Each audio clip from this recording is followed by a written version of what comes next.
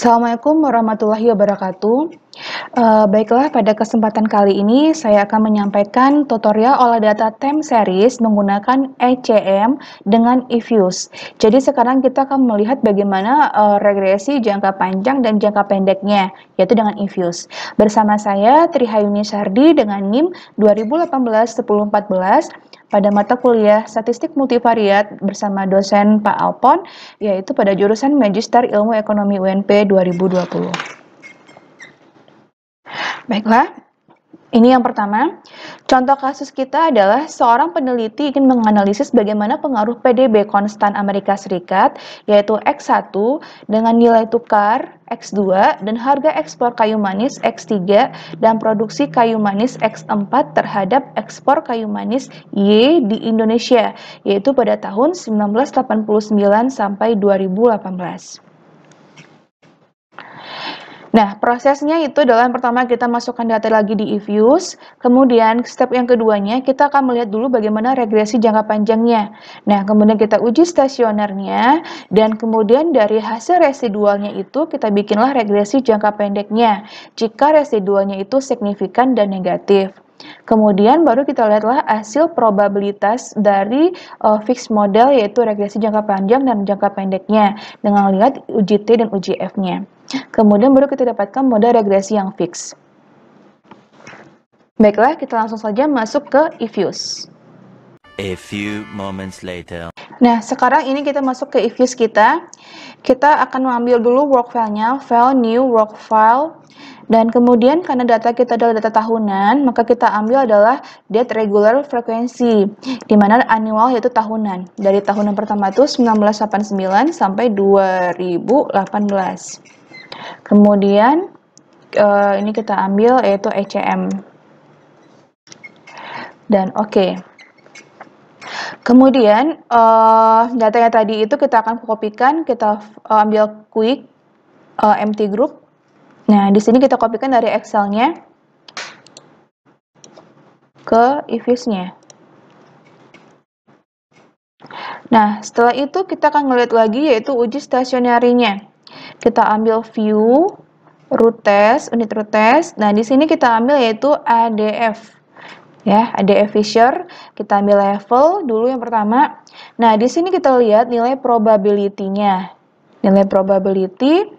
Nah, probability dari masing-masing variabel Y, X1, X2, X3, X4 ini semuanya besar dari 0,05, yang artinya tidak ada yang signifikan. Berarti kita akan menurunkan lagi menjadi first difference-nya. Unit root test lagi, kemudian first difference masih ADF. Nah, di sini kita lihat lagi, oh ternyata masih ada DX3 yang masih tidak stationary, tidak stasioner. Jadi yaitu besar dari 0,05. Jadi berarti kita harus menurunkan lagi sekali lagi menjadi second difference. Nah, ini second difference. Nah, baru kita lihat ini second difference-nya.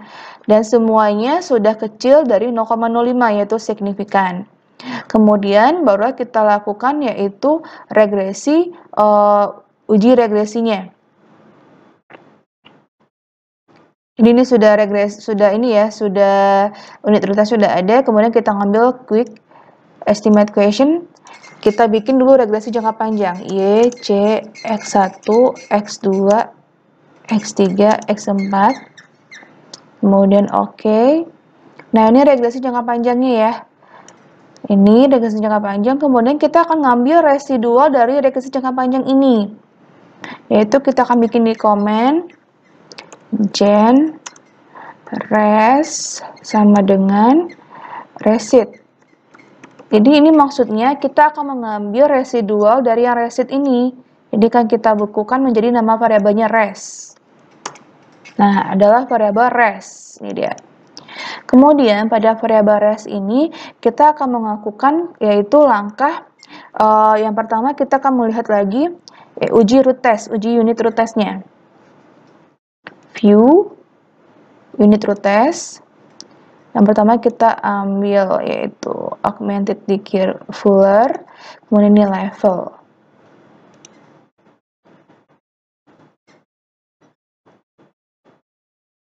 Nah, kita lihat dari signifikannya, signifikan dari residual ini. Jadi kan residual turunan pertama, ini kan probability-nya itu kecil dari 0,05 dan juga angkanya negatif ya, yang artinya ini bisa dibentuk model ECM. Bisa kita lakukan model ECM-nya. Nah, baru kita lakukanlah model ECM lagi, yaitu quick estimate question. Kita bikin yaitu different yang pertama DY C D X1 D X2 D X3 D X4.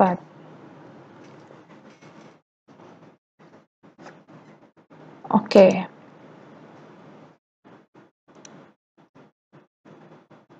Nah, inilah persamaan hasil dari ECM-nya. Ini ECM-nya, nanti kita translate, kita interpretasikan hasilnya nanti.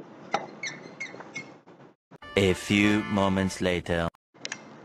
Nah, ini dia hasilnya. Jadi yang pertama kita lihat dari regresi jangka panjang. Persamaan regresi yang terbentuk itu adalah sebagai berikut yang kita lihat di sini, di mana dari hasil probability-nya itu semuanya besar dari 0,05, yang artinya tidak ada yang signifikan mempengaruhi variabel Y. Sedangkan R-square-nya 66,20%, ya artinya model ini bisa menjelaskan keragaman dari X1, X2, S3, S4 itu ada 66%. Sedangkan untuk UJF-nya itu dia signifikan. Jadi keempat model ini secara bersama-sama mempengaruhi Y. Namun jika kita lihat secara uji parsial, semuanya tidak ada yang signifikan mempengaruhi Y. Kemudian dari regresi jangka pendek, nah ini kita lihat di sini persamaan yang terbentuk adalah DY sama dengan minus 152,72,14 ditambah 62573 DX1 ditambah 372 3X1 DX2 dikurang 56324 DX3 ditambah 20,53 DX4. Nah, ini kenapa artinya ada D? Artinya itu perubahan. Jadi kalau misalnya ini ada yang signifikan, karena ini hasil probability juga tidak ada yang signifikan, yaitu semuanya besar dari 0,05. Kalaupun ada yang signifikan, ini artinya adalah perubahan X1 akan mempengaruhi perubahan Y sebesar positif atau negatifnya dari koefisien variabel bebasnya itu. Nah, kemudian kita lihat lagi nilai R-square-nya. Oh, ternyata R-square-nya kecil sekali ya, yaitu 4,7%, hanya dijelaskan oleh 4 variabel ini. Dan sisanya di variabel lain yang tidak terdapat dalam model tersebut. Kemudian dari UJF-nya juga tidak signifikan, ya artinya keempat-empat perubahan dari variabel bebas ini tidak ada yang mempengaruhi perubahan untuk variabel Y-nya. Nah, jadi demikian hasil presentasi saya pada hari ini. Jika ada yang ingin ditanyakan atau jika ada kesalahan atau saran, bisa di email ke trihayuni@gmail.com. Wassalamualaikum warahmatullahi wabarakatuh.